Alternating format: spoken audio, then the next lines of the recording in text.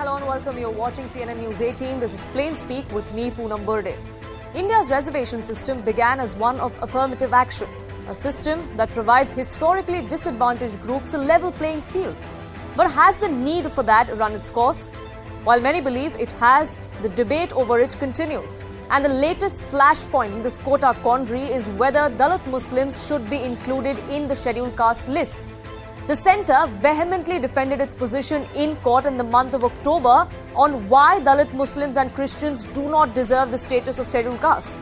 Today, the Jamiat Ulema-e-Hind moved the Supreme Court seeking scheduled caste status for Dalit Muslims for reservations in jobs and admissions in educational institutions. Their plea claims that it is a much-needed effort to deter the marginalization of Indian Muslims. Now, before we take a deep dive into whether such a demand is rational, let me take you through the key aspects of what the petition of Jamiat Ulema-e-Hind actually goes on to say.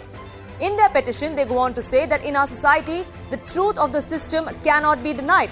That's the first thing that they go on to speak of, whether it is not in Islam that you are a Dalit or no, whether the concept of a caste system exists in Islam or not. You cannot see it only from that parameter, because in the Indian culture, as per our traditions, there is a caste system and Indian Muslims are also disadvantaged. They also then go on to say that denial of the SC status to Dalit Muslims is actually depriving them of political benefits. That's another point they make in this petition.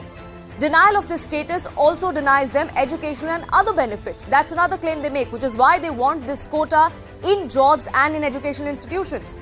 The petition further elaborates on how the move to not grant them this status is a calculated historical wrong to restrain practice and propagation of one's religion. So they want it delinked from your religious aspect.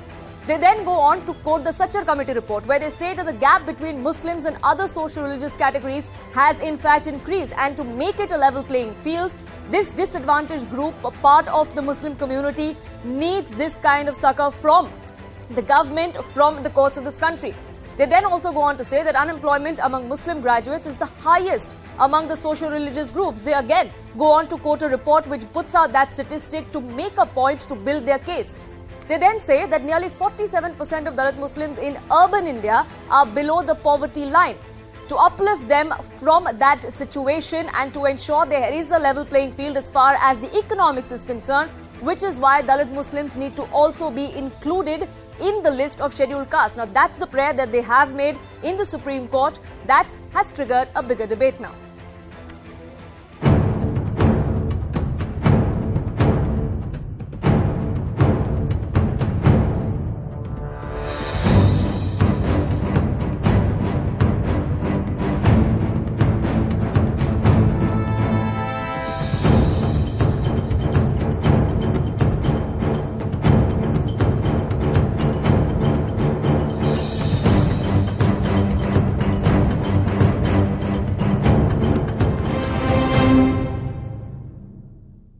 Now, should Dalit Muslims in this country get the tag or get the status of scheduled caste? There are arguments that are made in favor of this. There are arguments that are made against. And let's just go through all of them. The argument in favor is that a change in religion does not necessarily change social exclusion. So just because you converted, that does not mean that you are excluded as far as your economic situation is concerned. The argument that is being made against why this is not really required, they say that Christians and Muslims, when they converted and their caste identity was lost, which is why they should not be accorded this status. The arguments in favor then go on to say that there are several other factors, but caste hierarchy stays irrespective, because the intermingling of culture stays. It's between Hindus, Christians and Muslims in this country. We live together as one, so the intermingling continues. So the caste and social hierarchy continues as well. But the arguments that made against this go on to say that this provision really is meant only for those who have suffered due to untouchability. It cannot be accorded to someone who's now outside of this particular system, of the caste system. The arguments that are now being made in favor go on to quote the Sachar panel. They say that conversion not necessarily means that the situation has improved. That is something that Jamaat is also now pointing out in this particular petition. But those who are against the inclusion of Dalit Muslims in the category of scheduled caste, they go on to say that the inclusion will significantly increase the population of scheduled castes in this country, and that too could then lead to imbalance. Another argument that is being made in favor quotes the Ranganathan Mishra panel. They say that religion and the SC quota should be delinked is what a committee has also recommended. So why not do that? The arguments against go on to say that you cannot club as one single ethnic social group for all Dalit, Buddhist, Muslims, and that is really the big problem. And that is why Dalit Muslims cannot be included in this particular category. So now, the question we're asking on this edition of Plain Speak is that whether this status for Dalit Muslims is really a remedy, as the Jamaat wants to claim, or is it just a ruse? Joining me on this broadcast, RSS researcher and author Ratan Sharda, advocate of the Supreme Court Ashwini Dubey also joins us. Firoz Bakht Ahmed, former Chancellor of Maulana Azad National Urdu University, and advocate Tausif Ahmed Khan joins me on this broadcast. Firoz Bakht Ahmed, I'd like to get started with you. Like I began this show where I said that yes, reservations are a form of affirmative action. That was the point of having a reservation system. That was the point of having quotas. But we are now in a day and age where we're talking of whether really the need for quotas even exists. And yet we have from different quarters of society, from different quarters of communities and the country, quotas growing for being included in one quota or the other. All right. You see, first thing is that I am not in favor of any kind of reservation, because according to me, reservations divide a nation. Come what may, whatever kind of reservations these are. I'll remind you of, the Constitution draft for 90 and 1949. It was being discussed between Maulana Azad, and there were 5 other members, including Maulana Azad. These were 5 members. And there was also Sardar Patel. Strangely enough, Sardar Patel favored for what? Reservations for Muslims. But Maulana Abul Kalam Azad, he said no. I am not in favor of reservations. Tajammul Hussain and there were other people also who were part of this committee. So having said that, let me tell you one thing. I mean, there are so many reservations, SC, ST, Kashmiri migrants, and then, now Pasmanda and, Dalit Muslims. Now, Muslims already have some kind of reservation. If they become Dalits, or Dalits, if they become Muslim, now what India going in the direction of the leader of the world, and we are going to be Vishguru. So how are these reservations going to help us? And moreover, one more thing, very interesting thing, that, they say general people. Now, take, for example, I come under the general category. You come under the general category. There are so many, the Brahmins, the general category. I mean, I did not want to take the name of any caste. These poor Brahmins, the general people, the general Hindus and Muslims, they have actually now become, the people who have suffered the most, because they have no jobs. They have, they have no place to admit their children in good schools and colleges. So these reservations have played a havoc as far as the equality of the country is concerned. So I am one person who believes that you work hard.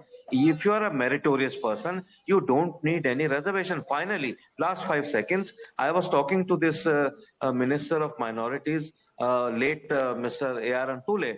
He wanted the reservation for Jamia Millia Islamia. I said, why you want reservation? When you became the Chief Minister of Maharashtra, he was the Chief Minister of Maharashtra. I asked him, did you take any reservation to become the Chief Minister? He was also a bar at law. He was a barrister at law. And he did his law from England. I said, when you took your degree from England, did you take any reservation? So this is all a wishy-washy game to take India to a backward place, to antediluvian times, right? So the reservations are going to break India.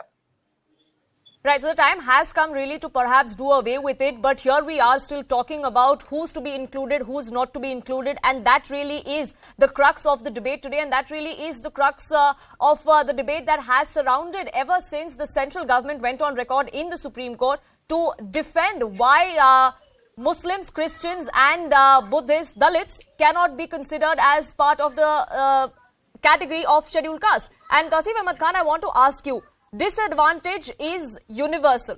That's the argument that is being made, irrespective of whether you converted or not, irrespective of the fact that there is not the same social or caste hierarchy as there is in Hindus among Islam or Christianity. Can that argument be made, or should that be looked at only through the lens of economics? No, economics is one way to judge whether a particular section or in particular area people are in a disadvantageous position. You see, there were two categories. One was scheduled tribe and one was scheduled caste. Now we all understand by scheduled tribe it means the indigenous people who have no idea, who are not so connected with the urban life or with the mainstream, so to say. And then we have the scheduled caste who although live in cities, but they're still tagged as, for example, Dalit, that they have always been, treated in centuries, from centuries, as untouchables.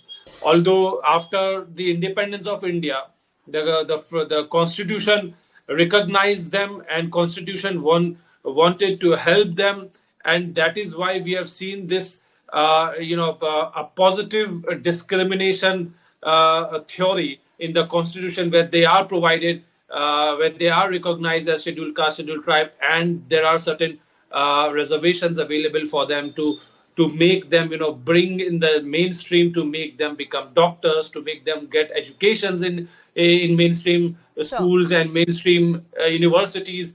The question we need to ask today is, if those people who have converted from Dalit to any other religion, do they overnight become different? Do they overnight become, all the problems that they were going through, has that gone with them converting to another religion?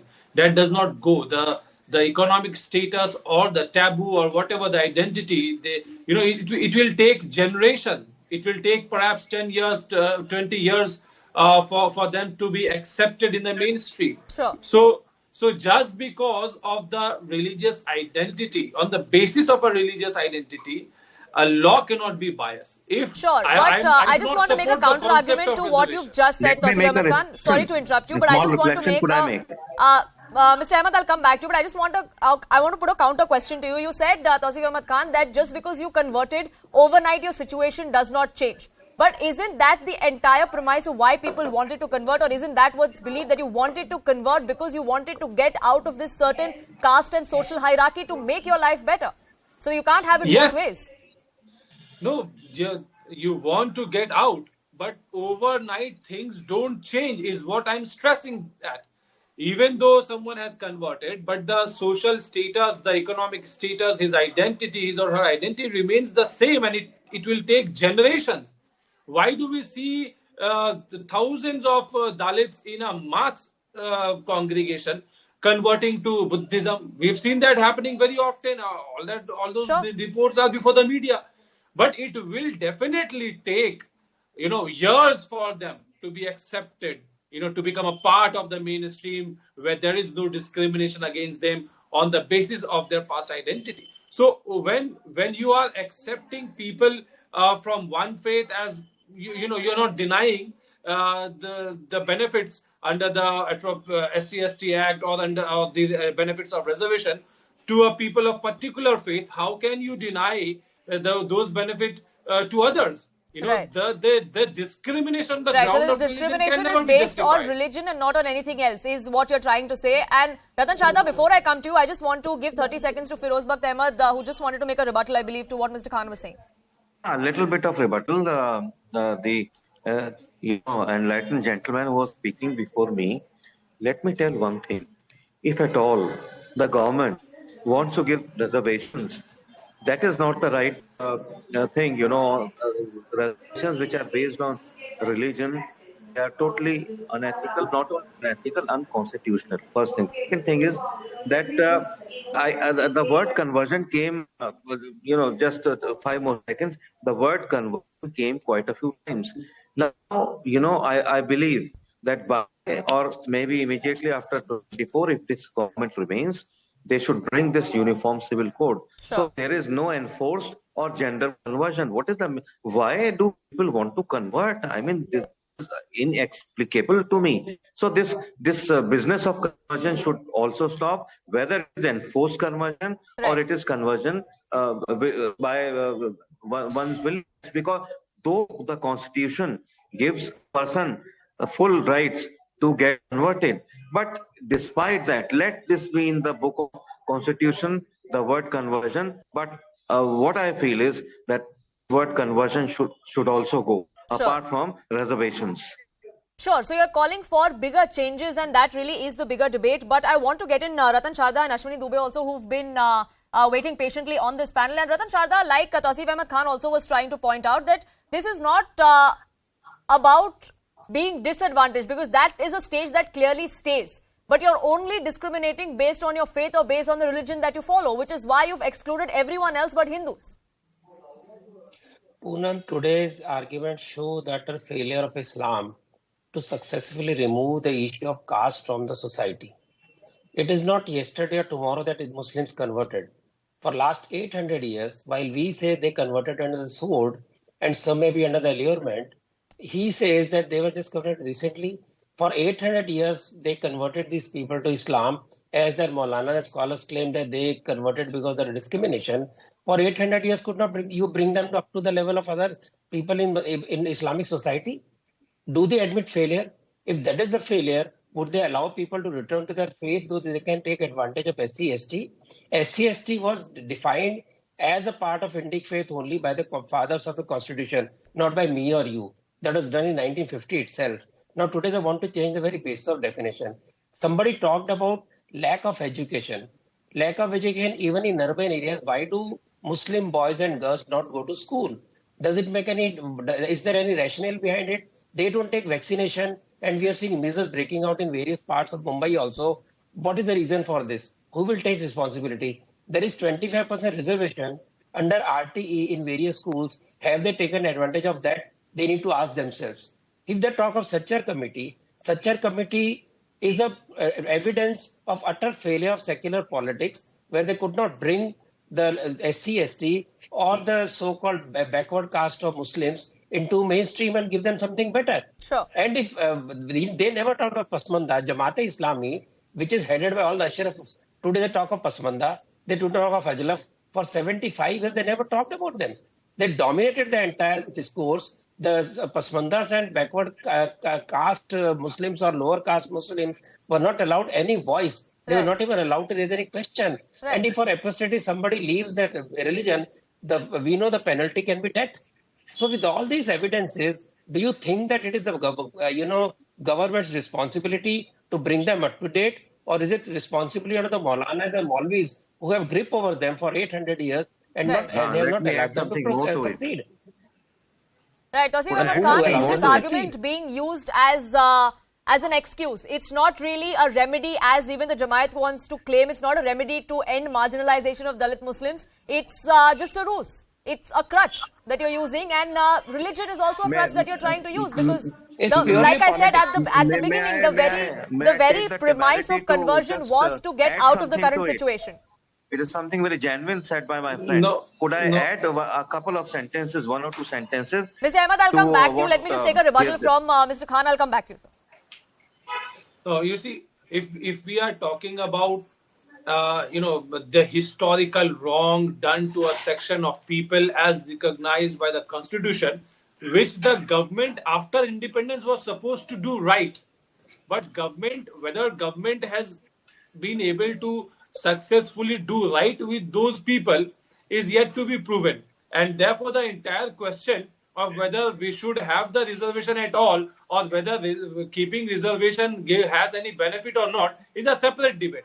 Today we are concerned. No, but his basic argument, we are concerned with I one come in? question. No, please do not interrupt me. Now we are concerned with one question. There are 4 sections of people before you, all of them but one. You are saying that you will give them benefit of SC/ST. On what basis you are making this discrimination? On the basis of religion. So therefore, you are bringing a religion angle to something which was largely an economic or territorial or people Sure. who are indigenous, who are living in remote places. The idea, the object of the reservation or the object of protection given to SC/ST was to help those people who are deprived, who were considered as low caste and were Sure. untouchable. And now Whose you are bringing the socio-economic status element is of what should element. decide that. The community is not linking religion to this entire thing. It is the government that has done so. Ashwini Dubey is the argument that's being made because you've pushed out everyone out of this list Can I come and in for kept 10 only seconds? Hindus. Ratan Sharda ji, could I Ashwini just Dubey. say a few sentences on what you have just rightly mentioned, if I am Can I allowed, make please? 10-second statement of Tausif? Sure, Ratan Sharda, go ahead. See, Tausif mixes up indigenous, SC/ST, everybody. He doesn't know indigenous is not the word used by the constitution makers deliberately. We all are indigenous, whether we live in city or town or village or jungles.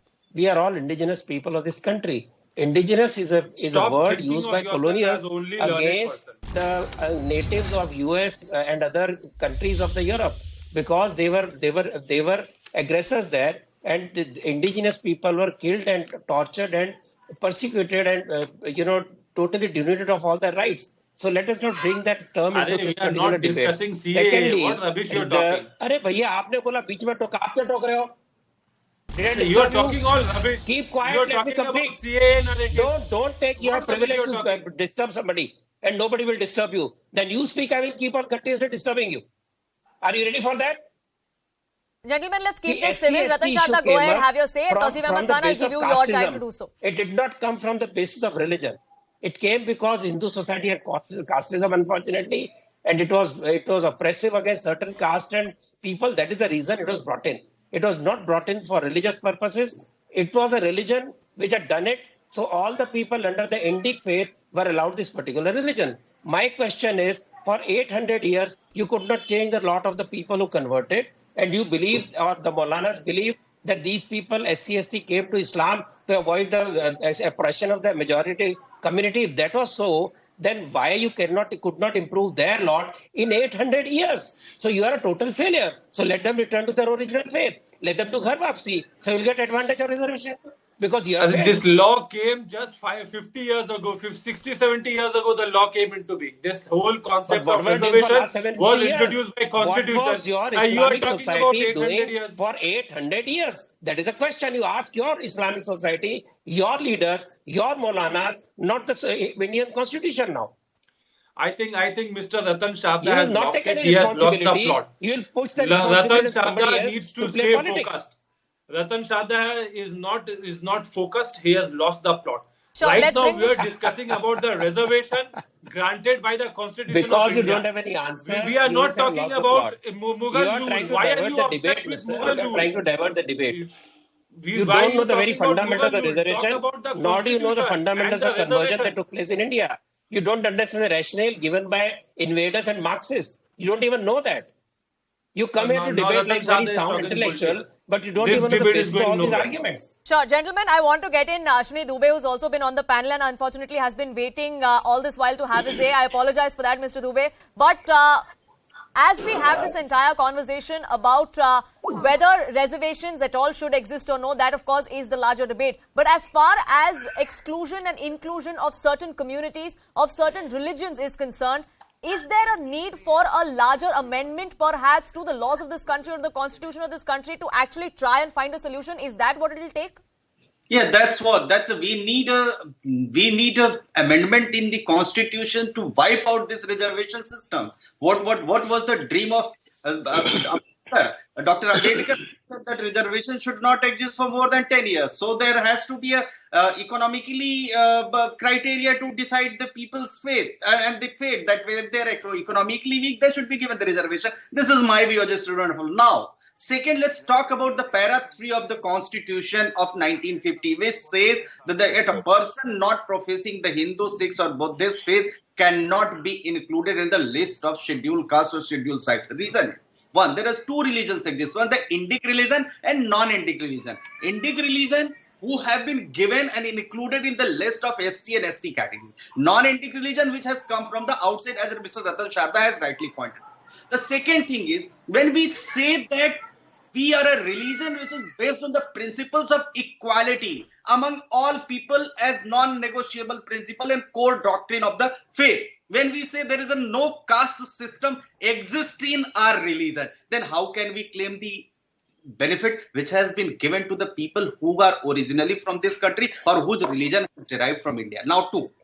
If we cannot talk about the uniform civil code, there are two laws exist in the country. Let's talk legal. One law which has been derived from the religious scriptures. When question comes to follow the faith of religious scriptures, we said that we are governed by the personal laws. We do not follow the law which has been derived under Article 13 subclause 4 of the Constitution of India, which has been framed by the Parliament. Then we don't follow the law derived by the Constitution. Then we advocate for the personal laws. Then we don't keep the uniform paramount. We ask about the religious attire. Then we talk about the religious minority status. If we talk about the equality before the law, then equality should be from all spheres. Equality should be on the basis of the equal mindset. Equality should not be that we need a minority department also. Equality should not be that we want to keep the religious script law derived from the religious scripture paramount. We don't want to be codified by virtue of law. We don't want a uniform civil code. We don't want a uniform marriage. We don't want the inheritance law. We don't want to give right to the women. It has to be on the basis of the core principles which has been given in the Constitution. This is my point number one. Right. Point number two, secularism is a basic feature of the Constitution of India.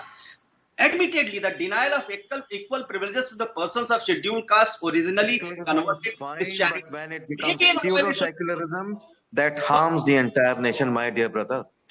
The question herein is, allow me to complete, please. The question herein is, Go ahead. If the Constitution of India itself says that, look, these things should be available to a particular community or caste, why don't you talk about and preach and profess that? Then you should come forward and say, look, keep the uniform civil code paramount. Sure.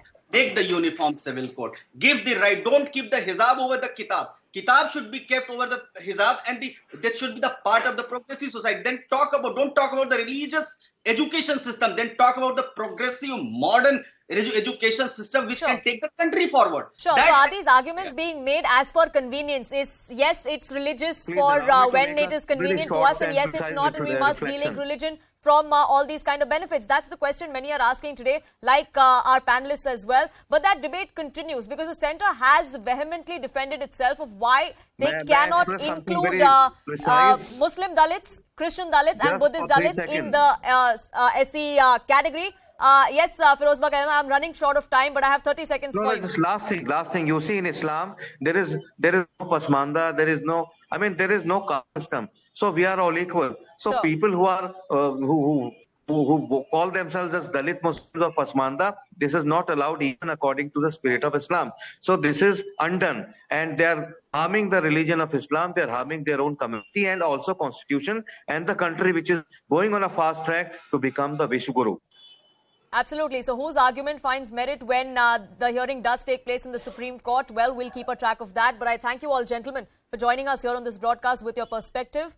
Shifting focus now.